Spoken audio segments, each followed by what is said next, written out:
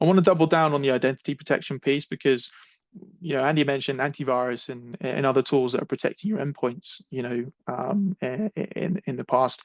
Generally, endpoint protection, server protection, this is more and more now that people are looking at EDR. It's certainly becoming much more commonplace to have an endpoint detection and response solution in place. I certainly think it's now mandatory, whereas it used to just be mandatory for AV. You need that extra step. But because the proliferation of digital identities and different SaaS applications that you have an identity for, identity protection is definitely a weak area and one of the biggest attack vectors that we have today as well.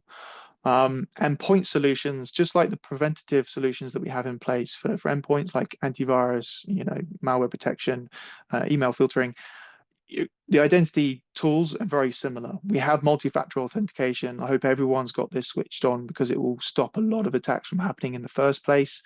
Conditional access policies, depending on what Microsoft license you have access to have, higher provisions of rule sets before anyone can access certain tools and systems. And then the spam filter is, of course, stopping phishing emails come in the first place so that users aren't, duped into actually clicking a malicious link or payload. These are all very, very important parts of a security stack, but they're not enough. Just like antivirus is not enough for an endpoint anymore, identities actually give, attackers and hackers,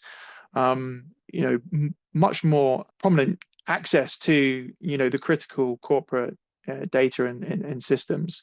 365 being the biggest one that most businesses are using today to hold all of their critical business data, communicate with clients, sensitive information going through emails. This is the biggest attack vector that we need to protect more importantly, in my opinion.